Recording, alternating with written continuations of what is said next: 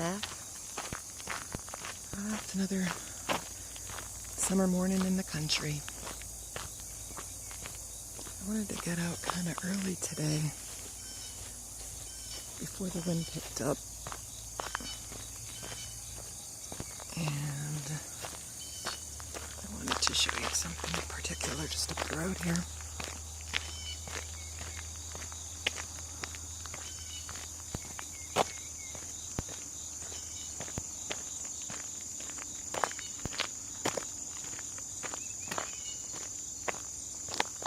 And these big stocky plants are what I wanted to show you. Okay, well, let's get a little close up. Oh, they're so pretty. Shadows blocking it. There they are. Okay, these are sunchokes, also called Jerusalem artichokes. And they're a member of the sunflower family. They're so pretty. But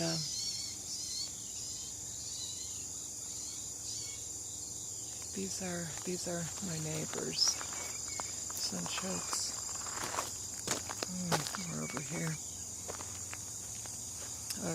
Okay, the neat thing about this plant is that the roots or the tubers are edible, and they have really good prebiotic fiber, which the experts say is really beneficial to the gut bacteria or the gut microbiome, which research is showing these days has such an impact on our health. The gut microbiome is said to help us produce the neurotransmitters that help regulate our mood and our sleep, and it helps regulate our immune system, and just is so important for overall health.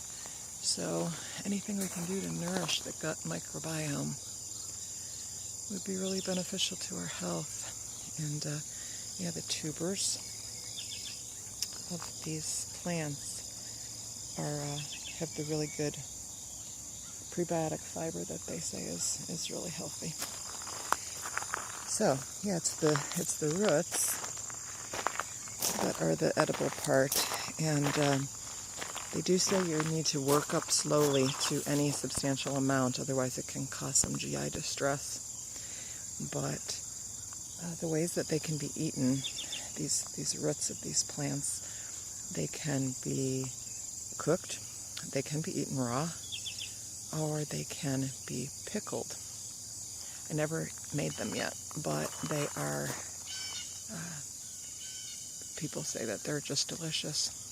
So I am going to be making them soon. We're going to be digging up the tubers this fall and trying them. We had a few raw last year. They were not bad. Nice crunch, like water chestnuts, and yeah, kind of an interesting kind of food. These are also quite prolific. They say that it's almost impossible to dig up all the roots, and even if just a particle of one of the roots is left, it will produce a new plant. So they can kind of take over, I've heard. I wanted to show you the really nicely flowering ones. I've got some growing on my property too. Mine are not flowering so well, and I'll tell you why.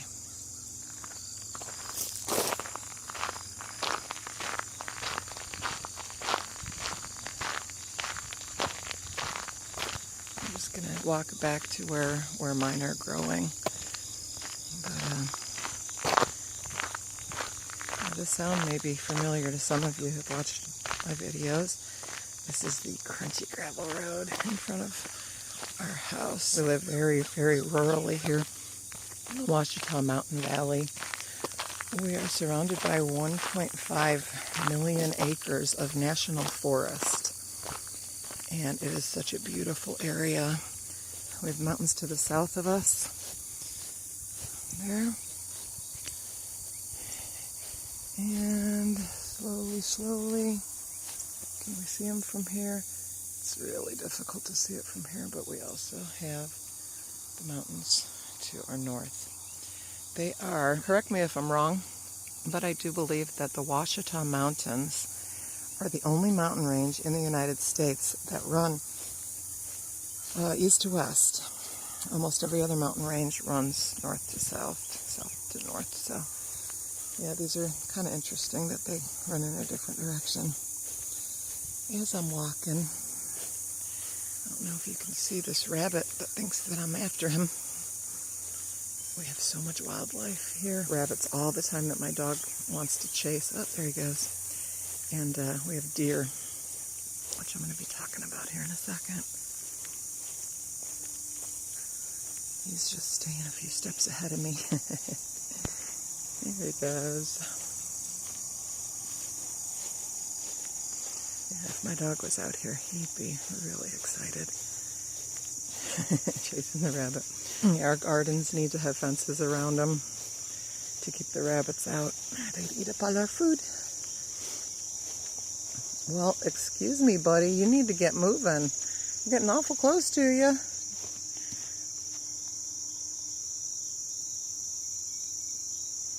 Here he goes. Oh, there he goes. And he's off into the weeds. Yeah, we won't see him again. I just wanted to take you back here to my back garden. My little rosemary. I have a rosemary plant. There it is. Okay. All of these plants here with the pink flags on them, these are the same plants that I showed you over by my neighbors. These are kind of stunted Jerusalem artichoke or sunchoke plants. The reason that they're so small here is because this is a very protected area over here, unlike my neighbor's property that is in close proximity to the road and the little bit of traffic that we do get. Anyway, because this is so much more kind of protected back here, the deer that live all around here feel really comfortable in coming to eat our plants and not so much our neighbors. So they eat the tops off of these and don't really give them a chance to flower. But they're stunted, but they're still growing. And there's my shadow. Hello, hello. But yes, here's these plants, and I'm gonna go back around the other side and show you the ones that are a little bit bigger over on this other side. But yeah, the animals will just eat everything that will grow in here if we let them. But it's a small price to pay because it's really beautiful to have all this wildlife here. Back in this direction.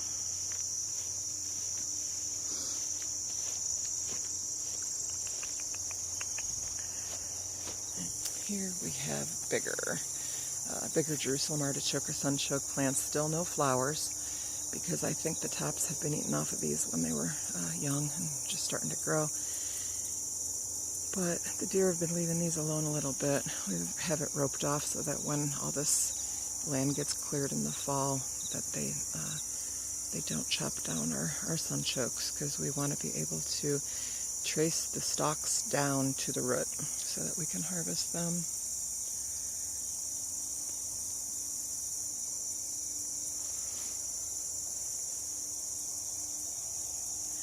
It's about 8 o'clock in the morning here. All the bugs are awake. You can hear the insects, which I almost always can whenever I'm filming outside here. Lots and lots of bugs. Also the birds. The birds are awake and they're singing too. Right on cue. Well, that's kind of neat. Okay, so there's our Jerusalem artichokes. Remember that prebiotic fiber, good stuff. Other things that have prebiotic fiber, you may want to add to your salad. Radishes. Radishes are really good. Also onions and garlic, I believe, have prebiotic fiber. Also something that has probiotics, which is also very good for the gut microbiome, is any fermented food like sauerkraut or kimchi. I make my own sauerkraut, and it's actually delicious. I make it with the red cabbage, And yeah, it's really, really good. Alright, so that's the sunchokes, or the Jerusalem artichokes. It's the tubers that are actually edible. Alright, walking along here.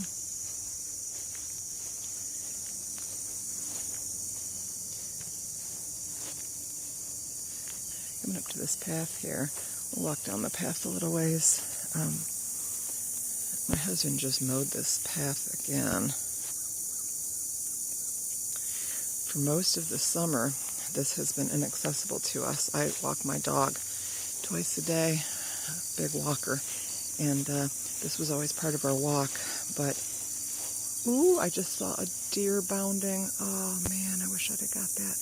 Yeah, lots of deer around here. Well, that was cool. But anyway, this path was inaccessible during the summer because it got a little bit overgrown. And we had chiggers here so bad. If you're a northerner, probably not familiar with chiggers, but southerners, you know what I'm talking about. They are tiny little, you can't even see them, little insects that cling to tall grass and weeds. And if they come in contact with your skin, they will bite.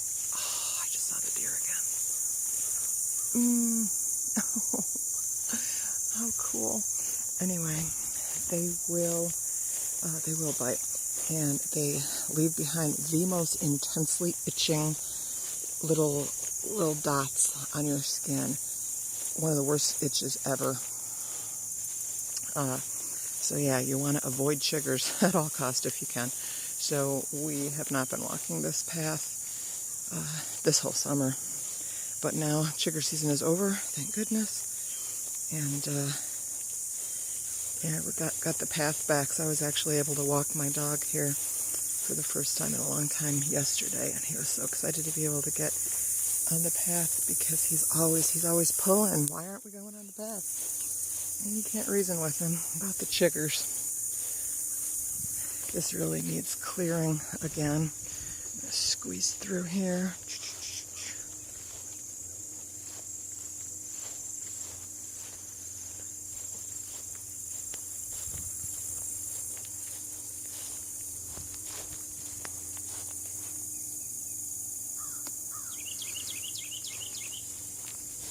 Birds singing, and we are back out on the gravel road, which I'll just I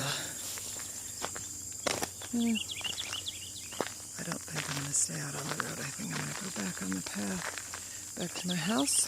It's just a nice little leading you down the garden path, as they say. What I really wish is that I could get those deer again. Show them to you, because yeah, they were just they live here. They bed down in these tall grasses, and they have been used to nobody walking through here, so they got kind of comfortable, I think. So they're probably not at all happy that I'm here again. Sometimes you can see that the grass is flattened in places. Can't really see it too well here, but sometimes you can see where they've been sleeping. We have almost every kind of wildlife that you can think of here, because we're surrounded by the National Forest, and it's so rural. We have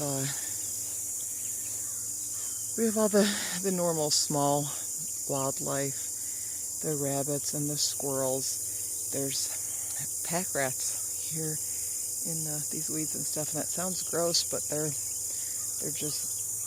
not like city rats. They're country rats. They're not unclean pack rats.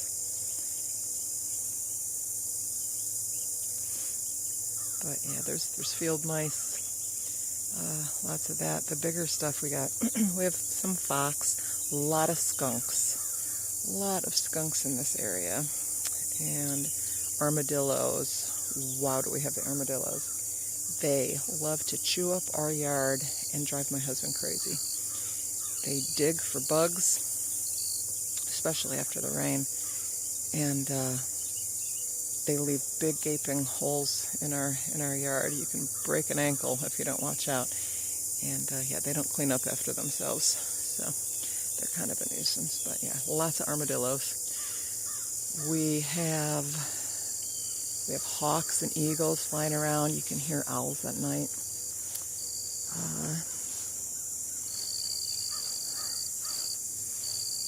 We do have bears and mountain lions, and I've never seen either one, but our game cam out back has captured a couple of mountain lions, the cougars, which that's kind of scary to think that they could just be right around here.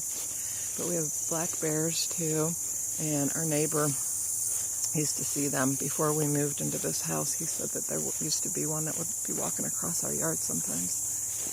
But ever since we've been here, I've never seen them. But we know they're here.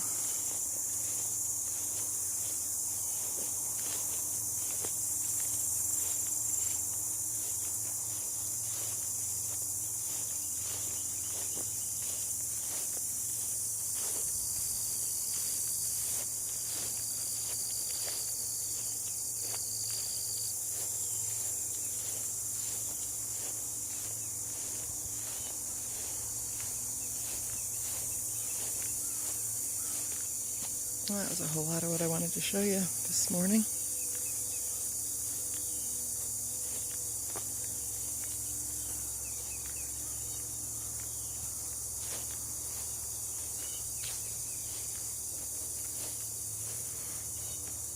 Here's a magnolia tree.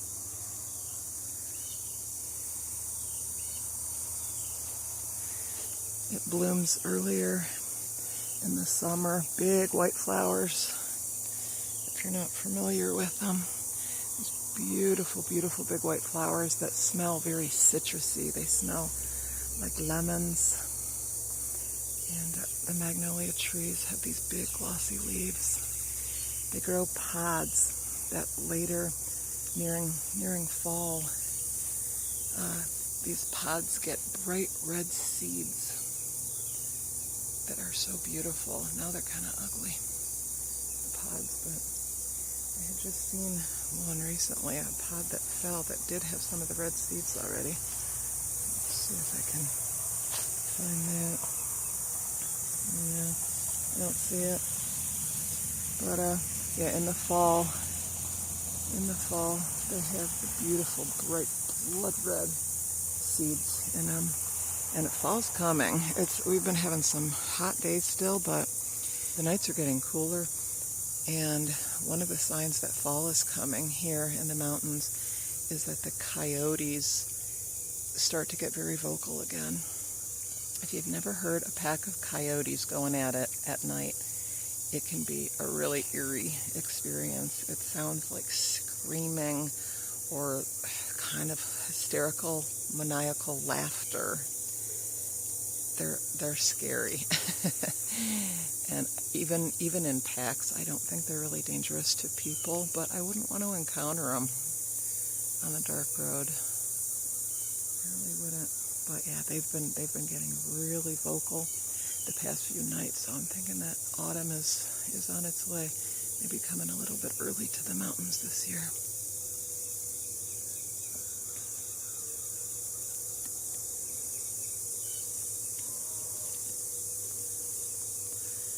And this is the time of year that our, what do you call it, pampas grass is coming into its fronds, and that's always really pretty.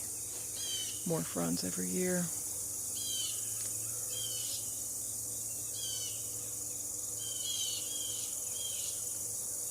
The birds are going to town now.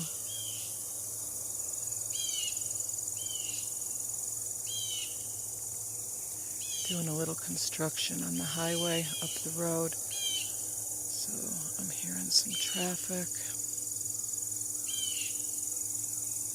There's not much traffic out on this old gravel road, just local traffic of the people who live here, but it's pretty sparsely populated around here, which is one of the things we love about it most. So, alright, that's the early morning stuff I wanted to show you this time, and I'll see you again.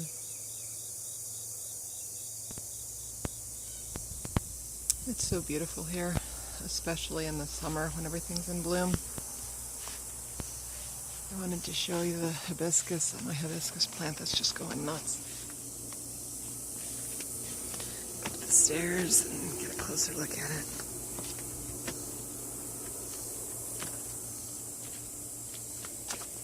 It's a little bit difficult to see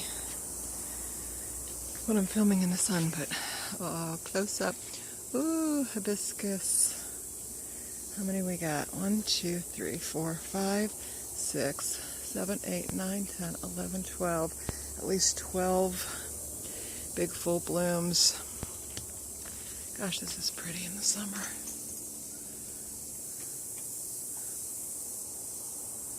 Love it, love it, love it. This orangish red, bright blossoms. Pretty.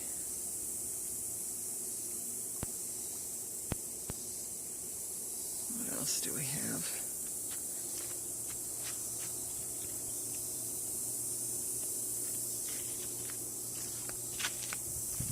We have those pots that are just full of flowers.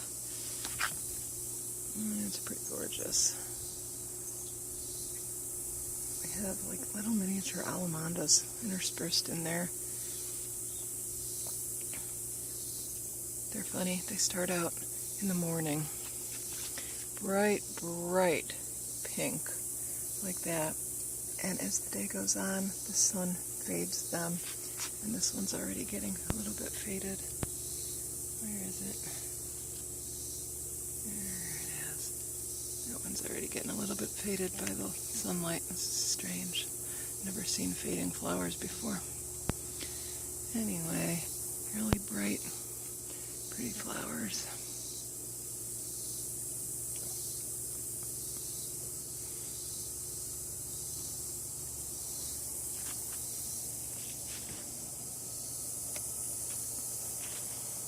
Some hanging plants. We love to have lots of color out here on our deck.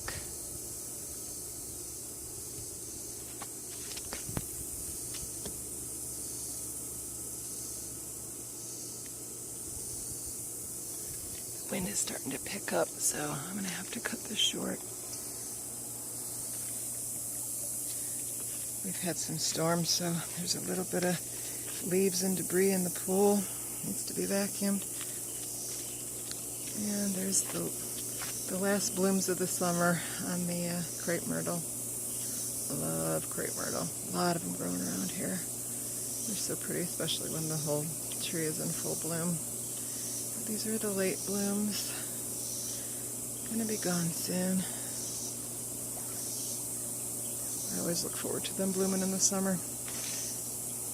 There's our great big old oak tree.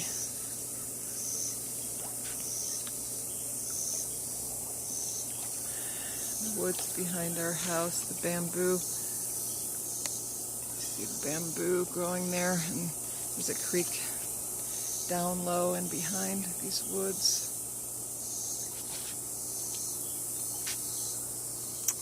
Alright, let's see, going back down the steps. There's our 4 o'clocks that they're not blooming yet. They bloom later in the day, I guess around 4 o'clock. No, they don't bloom here around 4 o'clock, so I really don't know if that's even why they're called that. They're in the evening, right before it starts getting dark is when they bloom. And we have hawkwing moths that are always here. They have, I guess it's like a tongue that comes out and gets the nectar out of the flowers, I guess. They're really gross. My husband is fascinated by them. I think they're really, really awful. And their tongue, little projection that comes out is like as long as they are, and they're as big as small birds.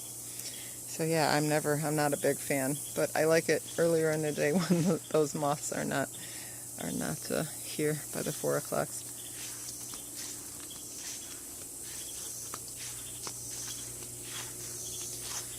These are nice. You can collect the seeds and plant more, but you never even have to because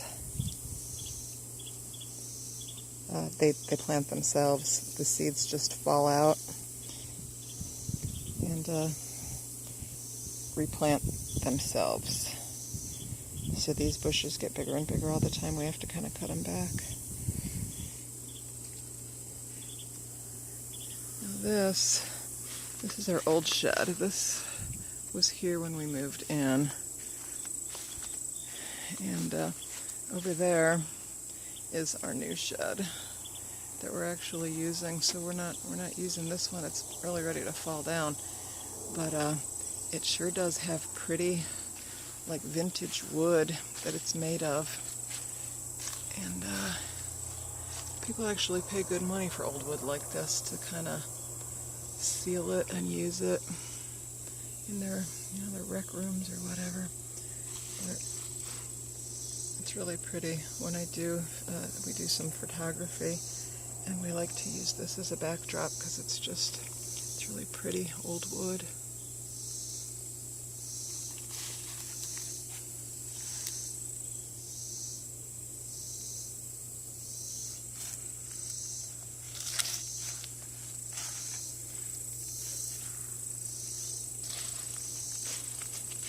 But this is going to be knocked down soon, but we probably will save that wood. Okay, another thing that we have here, just in good and plenty, is hornets, wasps. They build their nests everywhere. Mud daubers and red hornets. And I've been stung once or twice since we lived here. The red hornets are mean, and they'll come to sting you just to hear you scream. But the black ones, the black ones generally don't bother you unless they're provoked. So yeah, their nests are just absolutely everywhere though.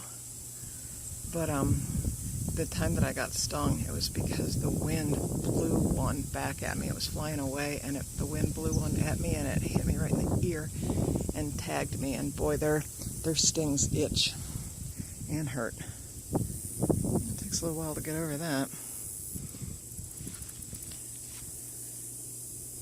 It's been a little drier the last few days, so we got leaves falling out of the trees, and I know fall's coming. It's too early. It's not even September yet, but I know fall's coming early this year. Got leaves falling out of the trees already.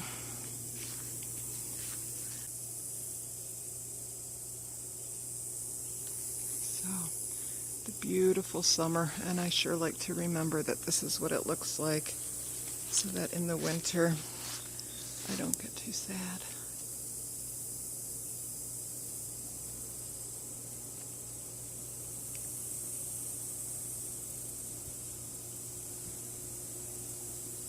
All right, well, till next time, take care and have a good one.